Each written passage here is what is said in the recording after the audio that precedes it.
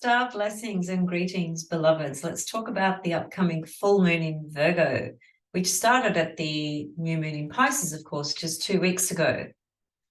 It's always important to go back to where the cycle began because you're following the lunation cycle, the solar lunar cycle, right, which started at the new moon.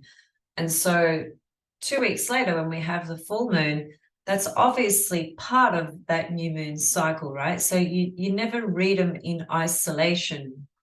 It's important to understand that, well, every cycle is a cycle unto itself, right? It began somewhere and it has various phases as it unfolds. And that is the case with any two planetary bodies.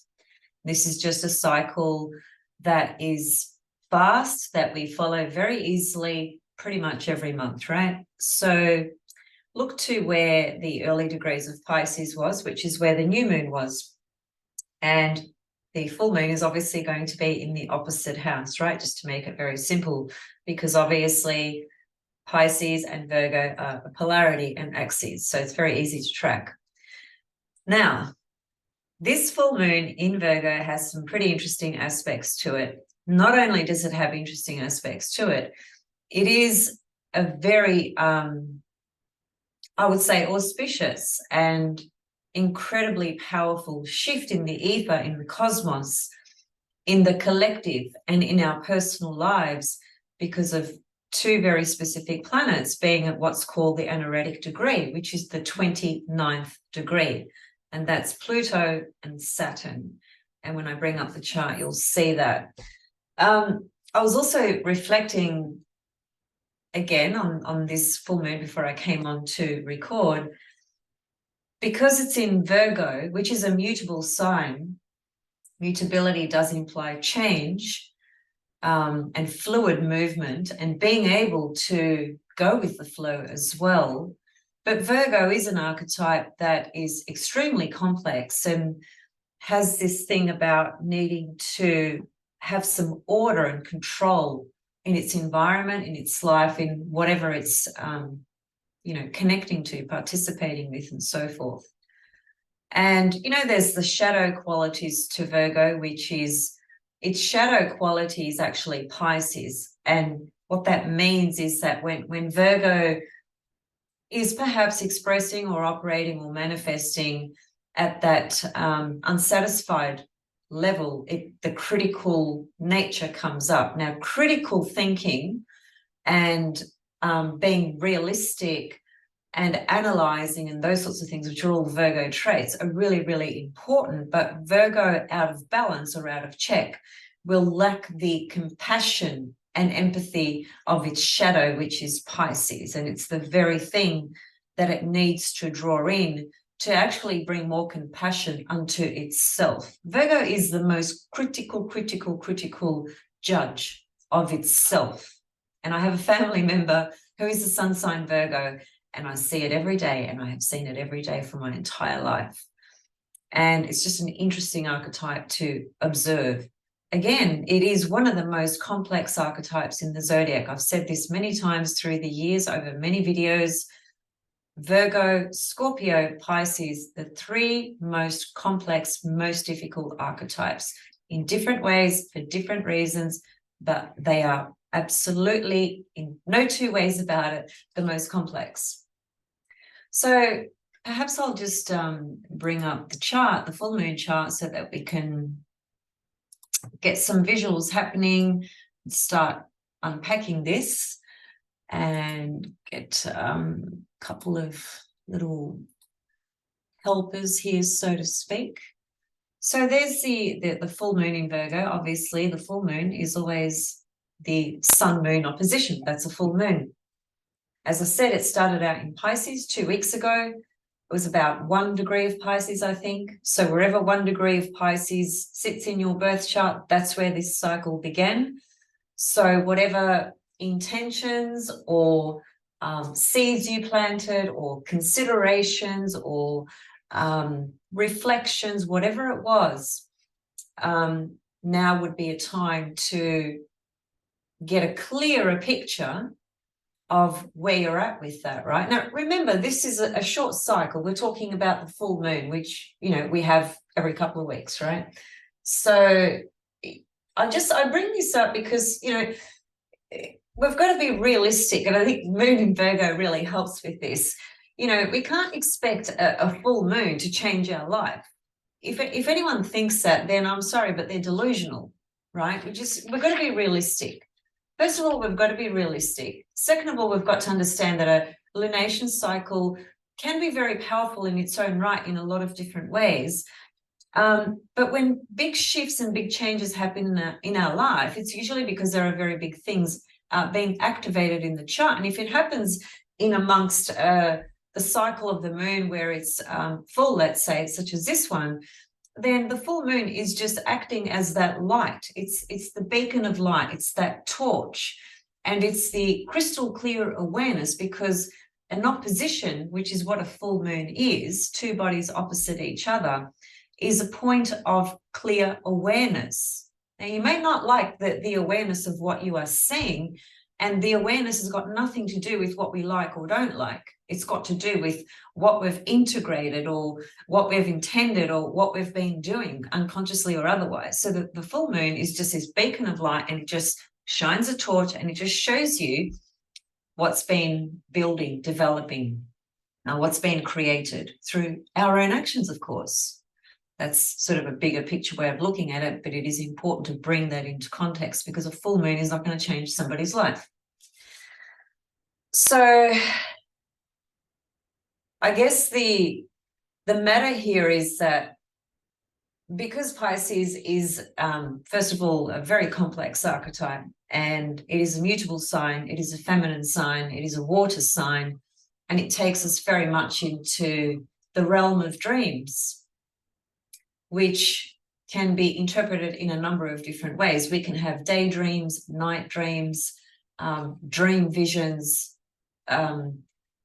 wishful dreams, you know, whatever it is, right? But it's all revolved around dreams or dreaming a reality or dreaming something into your reality. And these are all going to be really important words for the upcoming shift of transiting Saturn ingressing into Pisces, which, by the way, happens. So this full moon chart is for Melbourne, Australia, which is the time for that is 11:41:20 p.m. at night on the 7th of March. And just after midnight, Saturn moves into Pisces. Such an interesting transition that's occurring literally less than an hour after the full moon. I find that really, really meaningful, really significant.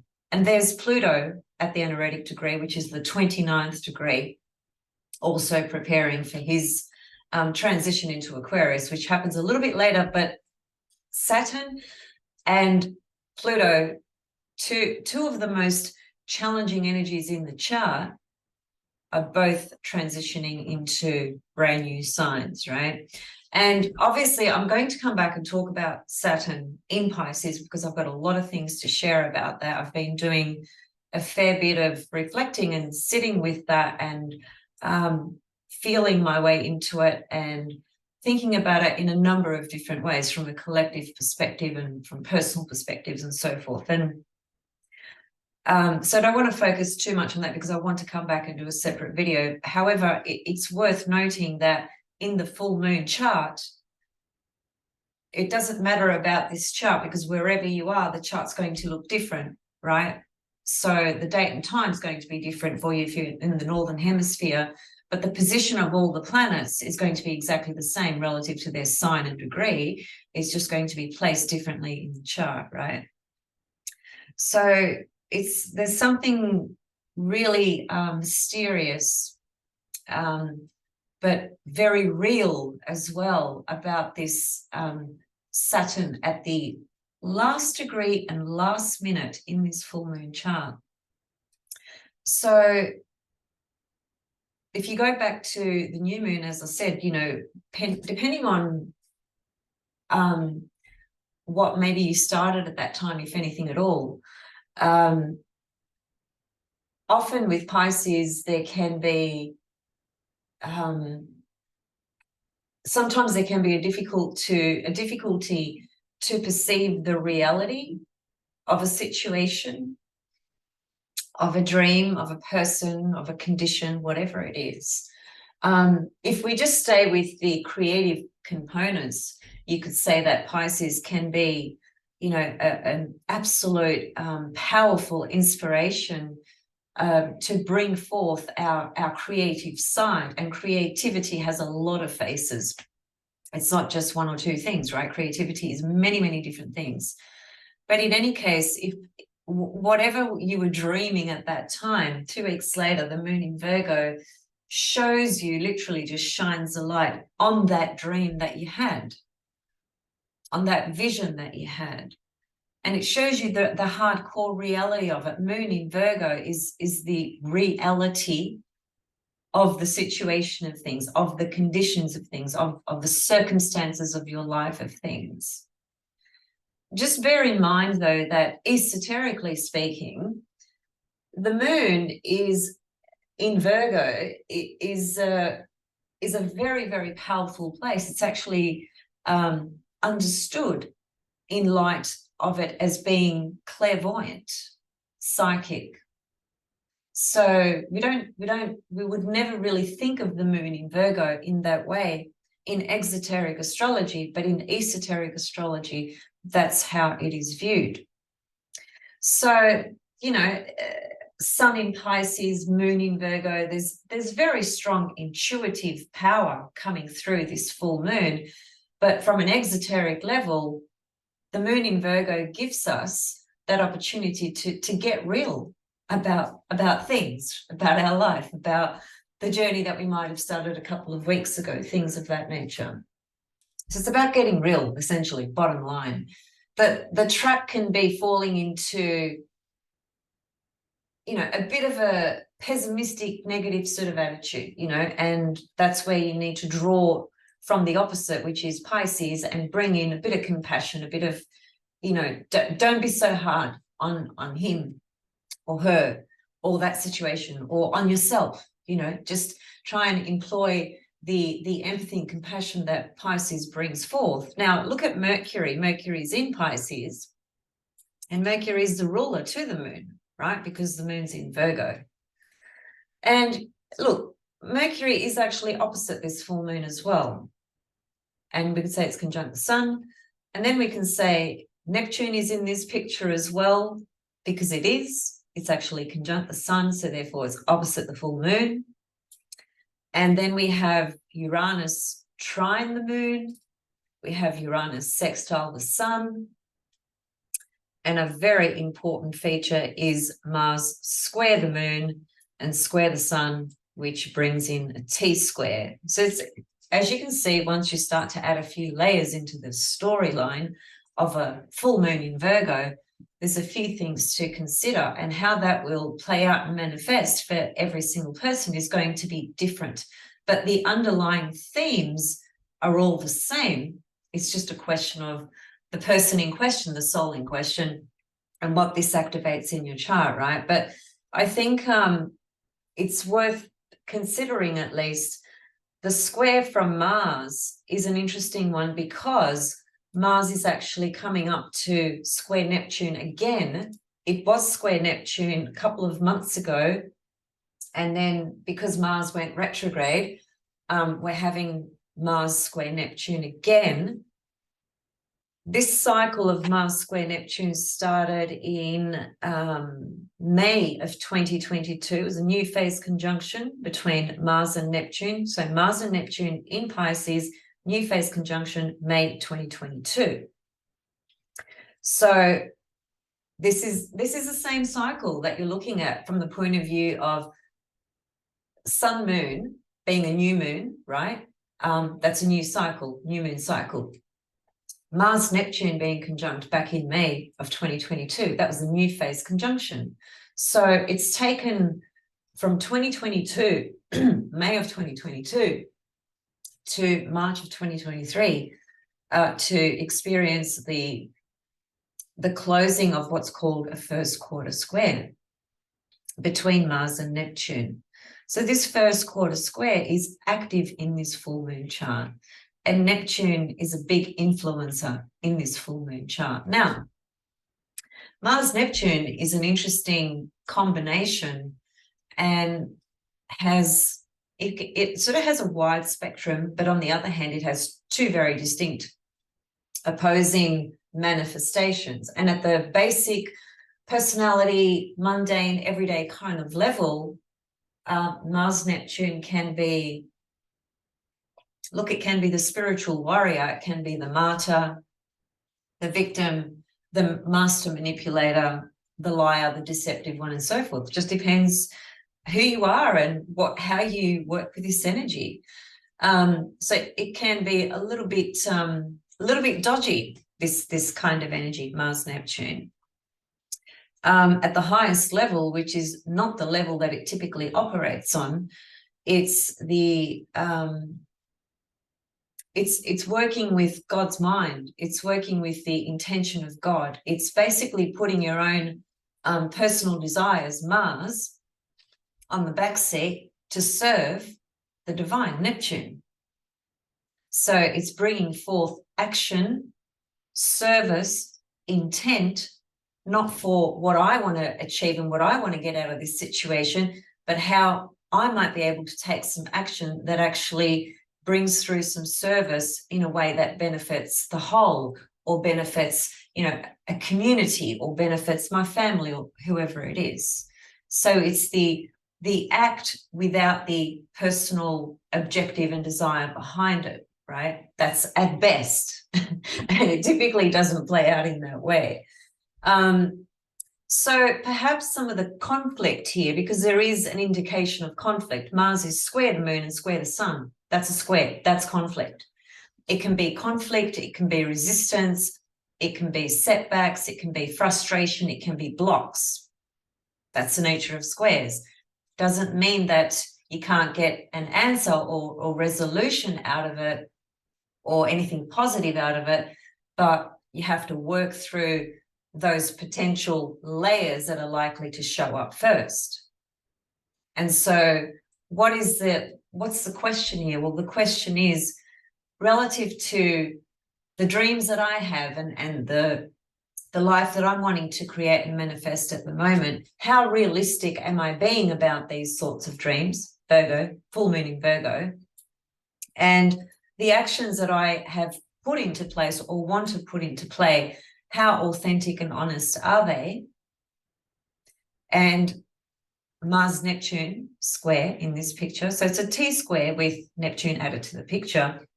And the question will be, again, how realistic and honest am I being with my actions? If I've said to somebody that I'm going to do this and this and this for you, for example, the question would be, well, what's the motivation behind that? Is the motivation purely based from your heart, because you just want to do that particular act for somebody because you just want to give something? Or is there an agenda and an ulterior motive behind it, because you know that if you tackle it this way, this is likely what you're going to get? So there's a hidden kind of agenda there, right? So these are the themes that come up with Mars-Neptune. But from the point of view of our own self, just excluding everything else for a moment, it's just coming back to the realistic path, reality, space, your life, and being very, very clear about the actions that you are taking, and that you are being totally realistic about it, right? Because the moon's in Virgo, and the moon in Virgo is going to show what's working, what's not working. And that's not a bad thing, right? Because when you understand and have an awareness of, well, this doesn't work, so let me try this. That doesn't work, so let me try that, etc. Right? That's Virgo. Virgo is incredible at finding different methodologies, different information, different practices, right? Because it's trying to figure out what the hell works and what doesn't. And it's not, it's so natural actually for Virgo to want to improve a particular situation. And so the motivation for Virgo is, I want to improve this part of my life, or I want to improve on this particular practice or technique.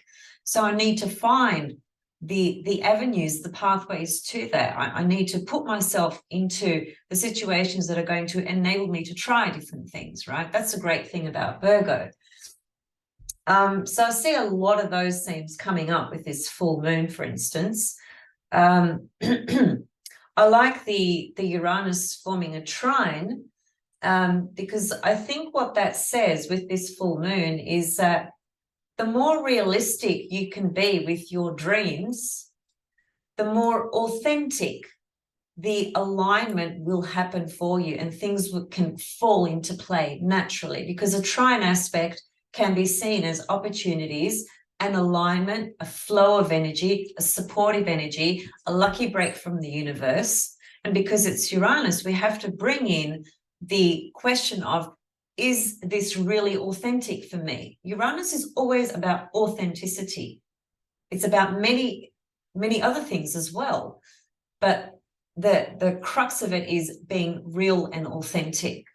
So what's it saying here? It's saying, well, how authentic are you being with the reality of the situation, about the dreams that you have and what you're wanting to create? And as I said, a lot of this is going to be so applicable when Saturn moves into Pisces, which I will come back and do an in-depth reading on that. But these are a lot of the themes I'm going to be bringing in. And for that reason, it almost feels to me that this full moon in Virgo it's a little bit of a precursor, you could say, to Saturn's ingression into Pisces, just because of the arrangement of these energies and the Pisces Virgo polarity being emphasized here. Saturn a minute away from moving into Pisces. It's kind of allowing us to have a bit of a reality check, right? Because when Saturn goes into Pisces, our whole dream spectrum opens up for about 2.5 years. And it's going to be a pleasant shift from Saturn in Aquarius, because we've had Saturn in 2 Saturn-ruled signs for the last 5 years, which is fucking hard work, really hard work. And I know everyone's felt it, right? So it's a welcome change, but that doesn't mean that Saturn in Pisces doesn't have challenges. It does, and I will be talking about those later. And further to this, this is a month of couple of weeks after this, we have the equinox, the spring equinox in the Northern Hemisphere, and it's the autumn period for us here. So we're going to be heading into winter. You guys are going to be heading into summer. Again, we know that's a really important portal. It's a shift with the seasons, with the earth, with the portals, the energy on the earth, the energy within us, therefore. As within, so without, as above, so below, as the soul, so the universe, right? So what actually, there was something there that I wanted to say, and I've just forgotten what it is. I think Mercury being in Pisces, look, it's such a beautiful energy for writing poetry, writing music, dreaming, in the left linear mind, bringing into focus maybe a lot of dreams and visions through being able to speak about them or articulate them or write them down, things like that. I'm thinking Mercury, right? Messenger, word, logos, writing, speaking, etc. But just remember that Mercury is in its detriment in Pisces. And so it can be, a bit of a murky place for Mercury in Pisces. There can be some distorted perceptions or words or language or confusion, things like that as well. So given it is conjunct the sun and opposite the full moon, it also is very important in this picture here because it rules the full moon, it rules Virgo. So there's a mutual reception here between Mercury and the moon, and that helps perhaps the more difficult side of Mercury's detrimental position of being in Pisces, right? And so if that detrimental aspect was playing out in this full moon, it might just be that, you know, there's just a lot of mental confusion about certain things that you've been trying to activate, work on, get working, or, you know, just certain ideals. Ideals is a great word for Pisces, Neptune, ideals, you know, it could just be like literally a practical situation, a home arrangement, looking for a home, you know, it could be absolutely anything. And you have been trying to get something working in that way, and everything around you it doesn't seem to be working in the way that you thought it was going to. So there can be this sense of disappointment around some of those ideals and dreams. But I think with the Mercury in Pisces, we have to be careful, especially if we are talking about dealing with a system that belongs to the Saturn realm that deals with things in a cold, hard, matter-of-fact way. If you bring in that Pisces, Mercury Pisces portal, it probably won't serve you, because you'll be sort of wishy-washy and not clear and idealistic about your thoughts. And the very thing that perhaps you need to do is actually be really pragmatic and really realistic, Moon in Virgo, about how you're going to handle the situation. So the Moon in Virgo will show you the clarity of what's going on in detail and realistically. That Pisces energy down there is sort of saying you still have those ideals and those dreams, but the Virgo moon is saying, okay, you don't have to give up on all your dreams.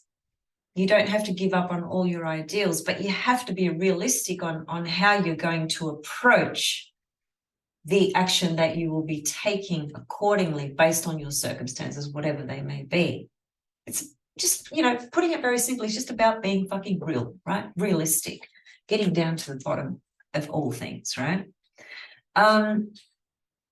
And again, you know, because the Mars is squaring that full moon, there is a sense of perhaps some tension, some frustration, and maybe some blockages about the way you are taking action towards something that perhaps started a couple of weeks ago.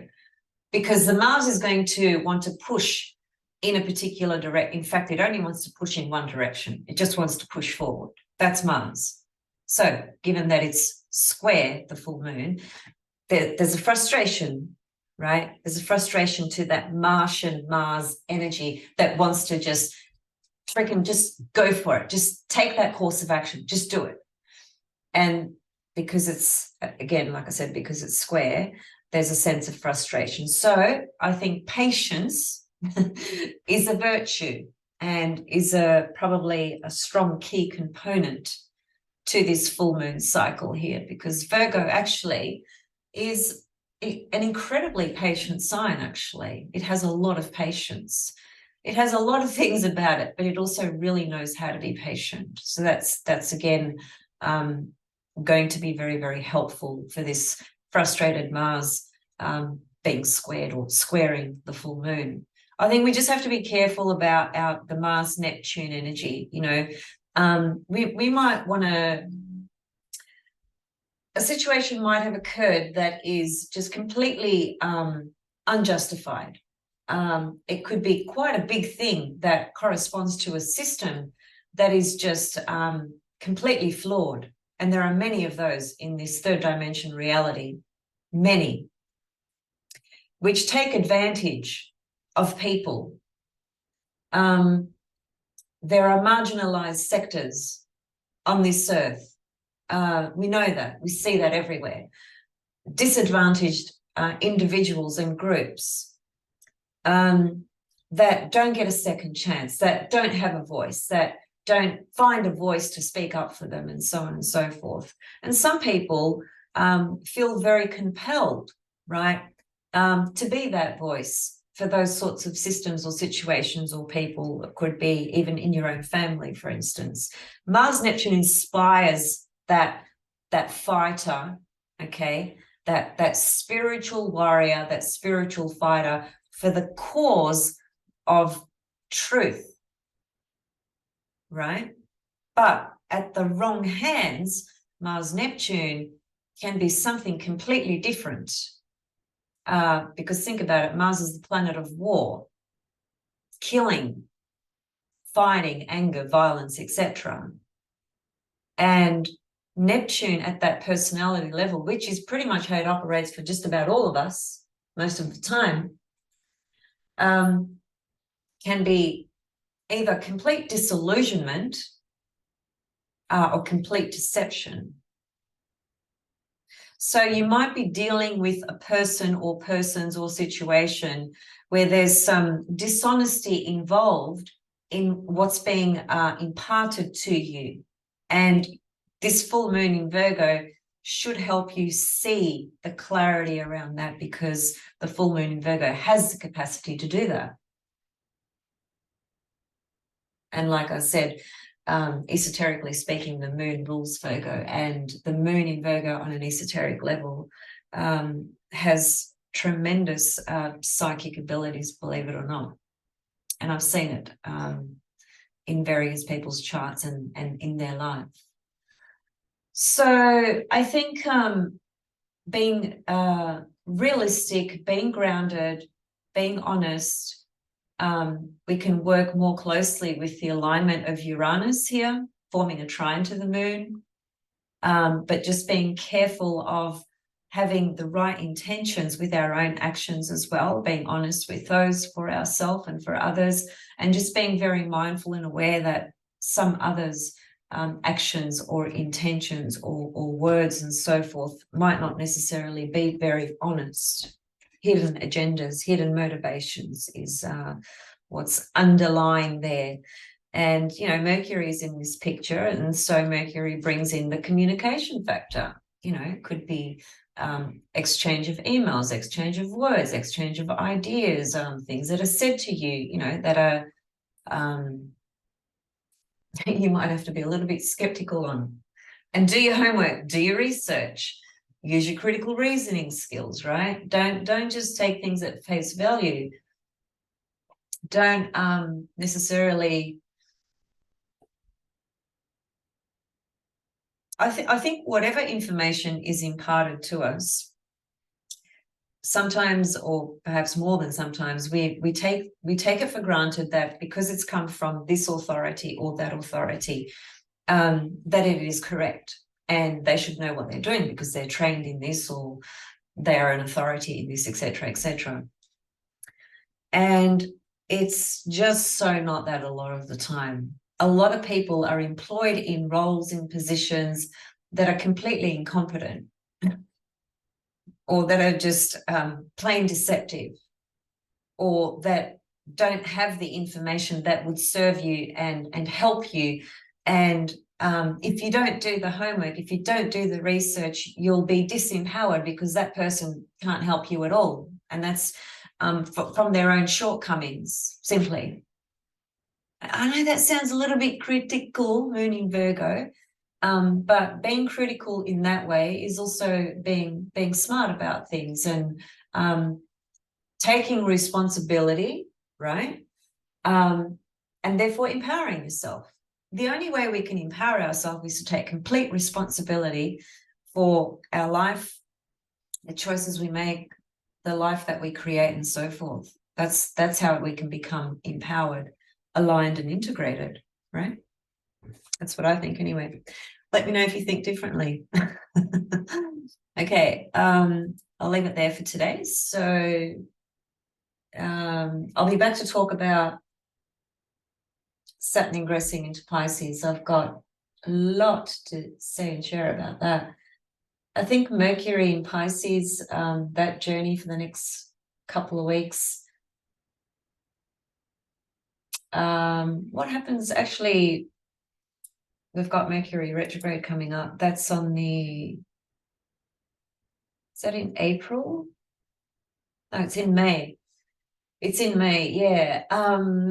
By early April, Mercury moves into Taurus and it goes retrograde in Taurus, right? Yeah, I'll come back and talk about that. But Mercury in Pisces, it is a very inspiring time for creative writing. Could be writing music, poetry, books, letters, whatever you want. A letter to yourself, you know, whatever. It is a very rich portal for the imagination and intuition to be completely ignited, activated, stimulated. It's beautiful. But at a more practical, mundane level, the shadow side to that, of course, is overlooking details and then being in a situation where you might say, well, if I had known that, I wouldn't have agreed to that. If I had known that, I wouldn't have signed up for that, etc., etc. Mercury in Pisces, it has no ability to find the details. That's Virgo's job. That's why Virgo is opposite Pisces.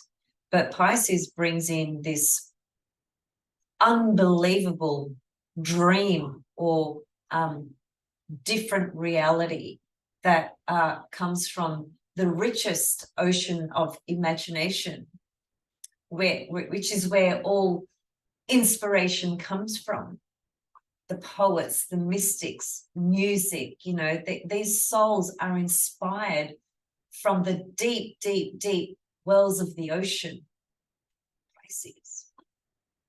So creatively, there's beautiful energy happening there. All right, I'll see you guys very soon with Saturn in Pisces and much more. Much love, many star blessings, and yeah, I hope the full moon in Virgo